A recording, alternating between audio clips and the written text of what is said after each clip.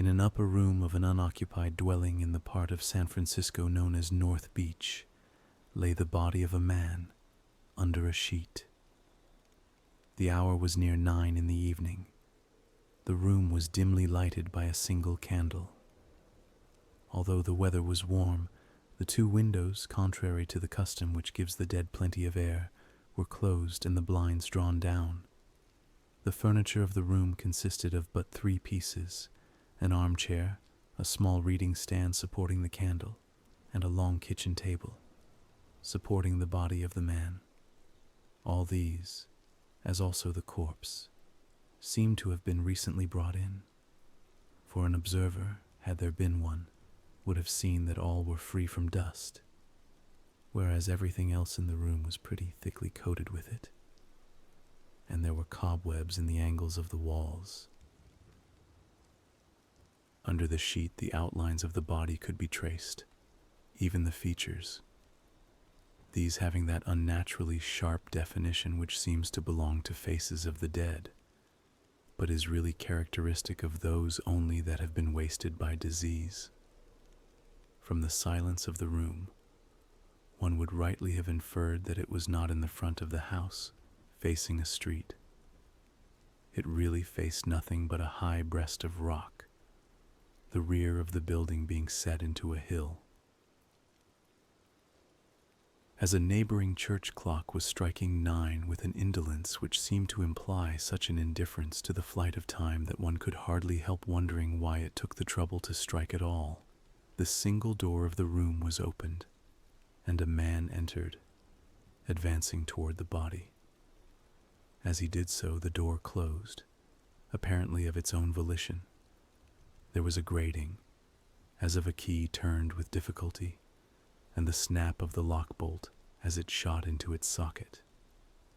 A sound of retiring footsteps in the passage outside ensued, and the man was to all appearance a prisoner. Advancing to the table, he stood a moment looking down at the body. Then, with a slight shrug of the shoulders, walked over to one of the windows and hoisted the blind. The darkness outside was absolute. The panes were covered with dust, but by wiping this away he could see that the window was fortified with strong iron bars, crossing it within a few inches of the glass and embedded in the masonry on each side. He examined the other window. It was the same. He manifested no great curiosity in the matter, did not even so much as raise the sash. If he was a prisoner, he was apparently a tractable one. Having completed his examination of the room, he seated himself in the armchair, took a book from his pocket, drew the stand with its candle alongside, and began to read. The man was young, not more than 30, dark in complexion, smooth-shaven, with brown hair. His face was thin and high-nosed, with a broad forehead, and a firmness of the chin and jaw which is said by those having it to denote resolution. The eyes were gray and steadfast, not moving except with definitive purpose. They were now for the greater part of the time fixed upon his book, but he occasionally withdrew them and turned them to the body on the table, not apparently from any dismal fascination which under such circumstances it might be supposed to exercise upon even a courageous person, nor with a conscious rebellion against the contrary influence which might dominate a timid one. He looked at it as if in his reading he had come upon something recalling him to a sense of his surroundings. Clearly, this watcher by the dead was discharging his trust with intelligence and composure, as became him. After reading for perhaps a half-hour, he seemed to come to the end of a chapter, and quietly laid away the book. He then rose, and taking the reading stand from the floor, carried it into a corner of the room near one of the windows, lifted the candle from it, and returned to the empty fireplace before which he had been sitting. A moment later he walked over to the body on the table, lifted the sheet and turned it back from the head, exposing a mass of dark hair and a thin face cloth, beneath which the features showed with even sharper definition than before.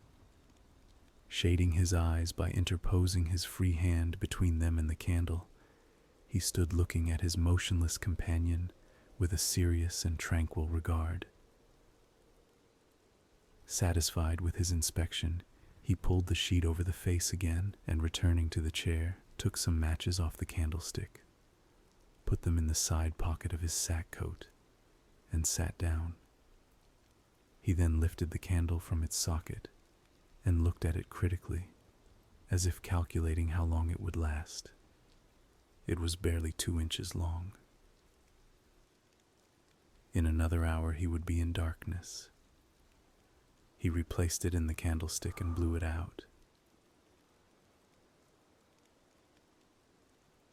In a physician's office in Kearney Street, 3 men sat about a table, drinking punch and smoking. It was late in the evening, almost midnight indeed, and there had been no lack of punch. The gravest of the 3, Dr. Helberson, was the host. It was in his rooms they sat. He was about 30 years of age. The others were even younger. All were physicians. "The superstitious awe with which the living regard the dead," said Dr. Helberson, "is hereditary and incurable. One needs no more be ashamed of it than of the fact that he inherits, for example, an incapacity for mathematics or a tendency to lie." The others laughed. "Oughtn't a man to be ashamed to lie?" asked the youngest of the 3, who was in fact a medical student not yet graduated. "My dear Harper, I said nothing about that. The tendency to lie is one thing. Lying is another." "But do you think," said the 3rd man, "that this superstitious feeling, this fear of the dead, reasonless as we know it to be, is universal? I am myself not conscious of it." "Oh, but it is in your system for all that," replied Helberson. "It needs only the right conditions, what Shakespeare calls the Confederate season, to manifest itself in some very disagreeable way that will open your eyes. Physicians and soldiers are of course more nearly free from it than others." "Physicians and soldiers? Why don't you add hangmen and headsmen? Let us have in all the assassin classes." "No, my dear Mancher, the juries will not let the public executioners acquire sufficient familiarity with death to be altogether unmoved by it." Young Harper, who had been helping himself to a fresh cigar at the sideboard, resumed his seat. "What would you consider conditions under which any man of woman born would become insupportably conscious of his share of our common weakness in this regard?" he asked, rather verbosely. "Well, I should say that if a man were locked up all night with a corpse, alone, in a dark room of a vacant house, with no bed covers to pull over his head, and lived through it without going altogether mad, he might justly boast himself not of woman born, nor yet, like Macduff, a product of Caesarean section." "I thought you never would finish piling up conditions," said Harper. "But I know a man who is neither a physician nor a soldier who will accept them all, for any stake you like to name." "Who is he?" "His name is Jarrett, a stranger here, comes from my town in New York. I have no money to back him, but he will back himself with loads of it." "How do you know that?" "He would rather bet than eat. As for fear, I dare say he thinks it some cutaneous disorder, or possibly a particular kind of religious heresy." "What does he look like?" Helberson was evidently becoming interested. "Like Mancher here, might be his twin brother." "I accept the challenge," said Helberson promptly. "Awfully obliged to you for the compliment, I'm sure," drawled Mancher, who was growing sleepy. "Can't I get into this?" "Not against me," Helberson said. "I don't want your money." "All right," said Mancher. "I'll be the corpse." The others laughed. the outcome of this crazy conversation we have seen. In extinguishing his meager allowance of candle, Mr. Jarrett's object was to preserve it against some unforeseen need. He may have thought, too, or half thought, that the darkness would be no worse at one time than another, and if the situation became insupportable, it would be better to have a means of relief, or even release. At any rate, it was wise to have a little reserve of light, even if only to enable him to look at his watch. No sooner had he blown out the candle and set it on the floor at his side than he settled himself comfortably in the armchair, leaned back and closed his eyes, hoping and expecting to sleep. In this, he was disappointed. He had never in his life felt less sleepy, and in a few minutes he gave up the attempt. But what could he do? He could not go groping about in absolute darkness at the risk of bruising himself, at the risk, too, of blundering against the table and rudely disturbing the dead. We all recognize their right to lie at rest, with immunity from all that is harsh and violent. Jarrett almost succeeded in making himself believe that considerations of this kind restrained him from risking the collision and fixed him to the chair. While thinking of this matter, he fancied that he heard a faint sound in the direction of the table. What kind of sound he could hardly have explained. He did not turn his head. Why should he, in the darkness? But he listened. Why should he not? And listening, he grew giddy and grasped the arms of the chair for support. There was a strange ringing in his ears. His head seemed bursting. His chest was oppressed by the constriction of his clothing. He wondered why it was so, and whether these were symptoms of fear. Then, with a long and strong expiration, his chest appeared to collapse, and with the great gasp with which he refilled his exhausted lungs, the vertigo left him, and he knew that so intently had he listened that he had held his breath almost to suffocation. The revelation was vexatious. He arose, pushed away the chair with his foot, and strode to the center of the room. But one does not stride far in darkness.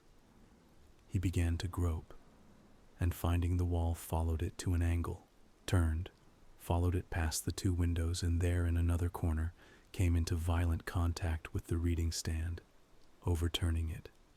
It made a clatter that startled him. He was annoyed. How the devil could I have forgotten where it was?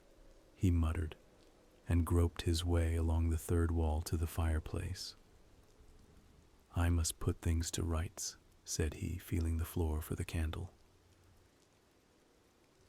Having recovered that, he lighted it and instantly turned his eyes to the table, where, naturally, nothing had undergone any change.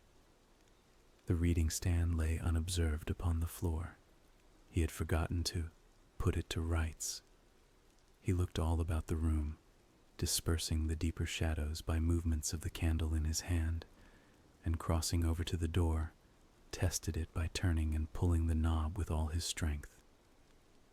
It did not yield, and this seemed to afford him a certain satisfaction. Indeed, he secured it more firmly by a bolt, which he had not before observed.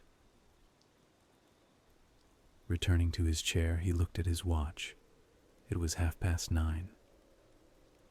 With a start of surprise, he held the watch at his ear. It had not stopped.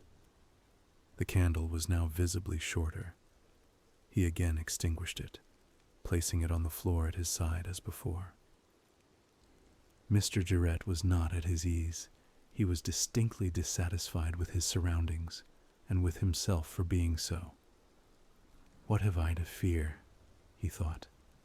This is ridiculous and disgraceful. I will not be so great a fool. But courage does not come of saying, I will be courageous, nor of recognizing its appropriateness to the occasion. The more Jarrett condemned himself, the more reason he gave himself for condemnation. The greater the number of variations which he played upon the simple theme of the harmlessness of the dead, the more insupportable grew the discord of his emotions. "What?" he cried aloud in the anguish of his spirit. "What shall I, who have not a shade of superstition in my nature, I, who have no belief in immortality, I, who know, and never more clearly than now, that the afterlife is the dream of a desire, shall I lose at once my bet, my honor, and my self-respect, perhaps my reason, because certain savage ancestors dwelling in caves and burrows conceived the monstrous notion that the dead walk by night, that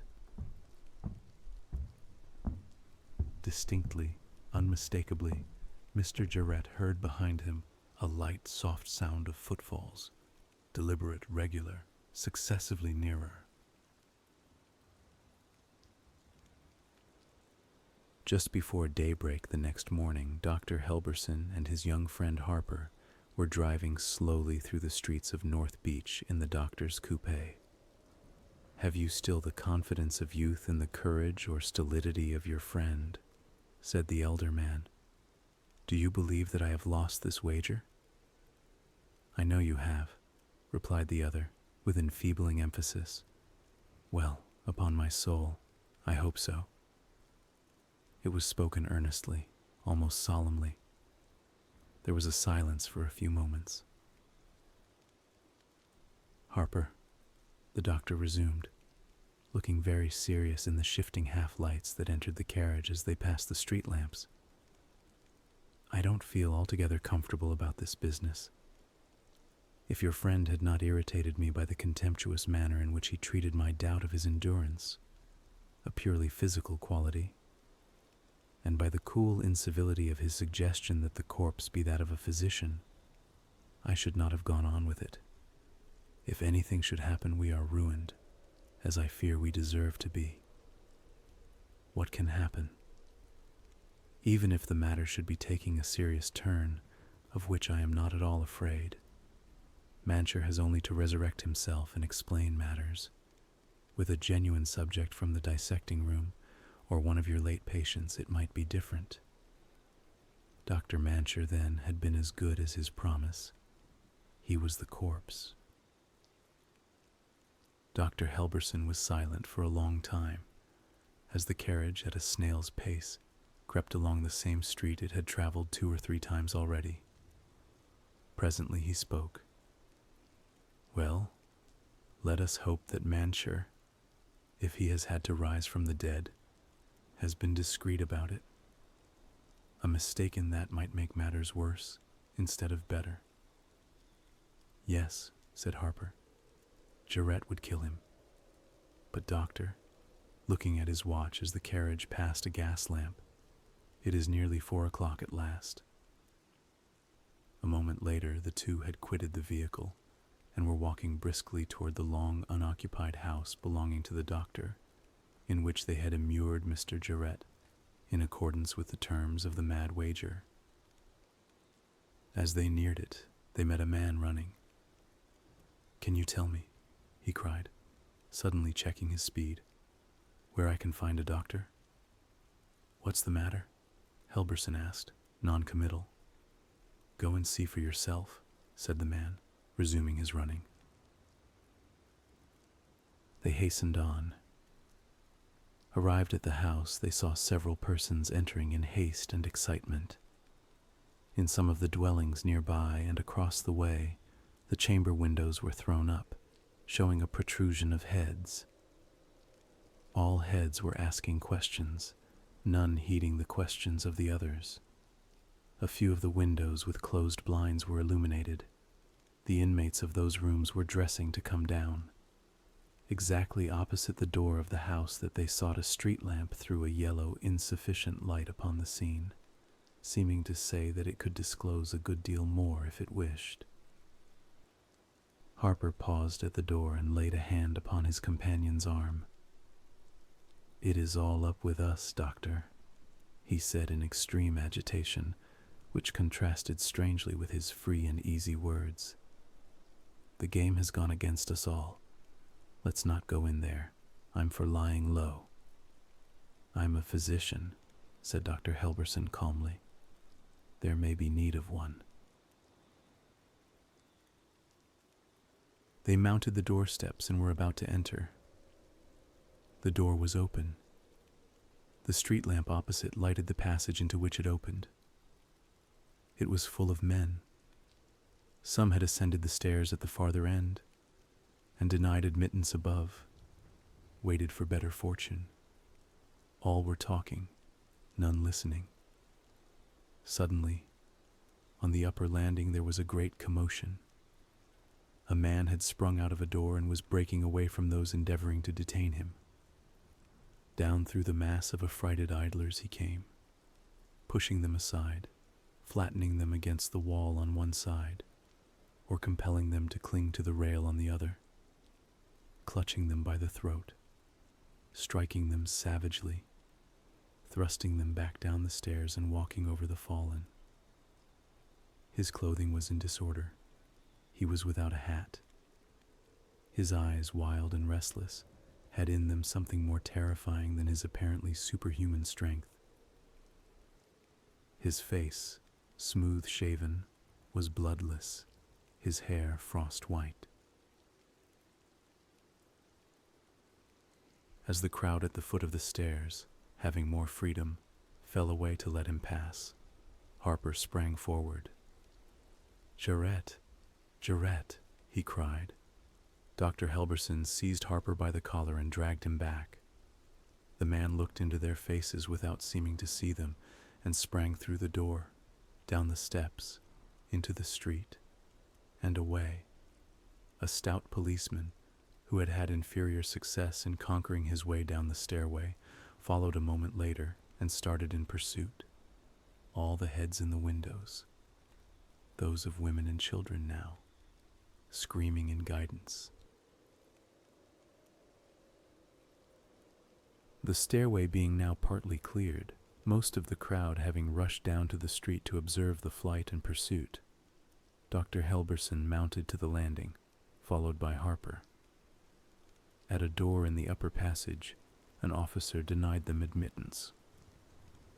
"We are physicians," said the doctor, and they passed in. The room was full of men, dimly seen, crowded about a table. The newcomers edged their way forward and looked over the shoulders of those in the front rank. Upon the table, the lower limbs covered with a sheet, lay the body of a man, brilliantly illuminated by the beam of a bull's-eye lantern held by a policeman standing at the feet. The others, excepting those near the head, the officer himself, all were in darkness. The face of the body showed yellow, repulsive, horrible. The eyes were partly open and upturned and the jaw fallen. Traces of froth defiled the lips, the chin, the cheeks. A tall man, evidently a doctor, bent over the body with his hand thrust under the shirt front. He withdrew it and placed 2 fingers in the open mouth. "This man has been about 6 hours dead," said he. "It is a case for the coroner." He drew a card from his pocket, handed it to the officer, and made his way toward the door. "Clear the room. Out all," said the officer sharply, and the body disappeared as if it had been snatched away. As shifting the lantern, he flashed its beam of light here and there against the faces of the crowd. The effect was amazing. The men, blinded, confused, almost terrified, made a tumultuous rush for the door, pushing, crowding, and tumbling over one another as they fled, like the hosts of night before the shafts of Apollo. Upon the struggling, trampling mass, the officer poured his light without pity and without cessation. Caught in the current, Helberson and Harper were swept out of the room and cascaded down the stairs into the street. "Good God, Doctor, did I not tell you that Jarrett would kill him?" said Harper, as soon as they were clear of the crowd. "I believe you did," replied the other without apparent emotion. They walked on in silence, block after block. Against the graying east, the dwellings of the hill tribes showed in silhouette. The familiar milk wagon was already astir in the streets. The baker's man would soon come upon the scene. The newspaper carrier was abroad in the land. "It strikes me, youngster," said Helberson, "that you and I have been having too much of the morning air lately. It is unwholesome. We need a change. What do you say to a tour in Europe?" "When?" "I'm not particular. I should suppose that 4 o'clock this afternoon would be early enough." "I'll meet you at the boat," said Harper.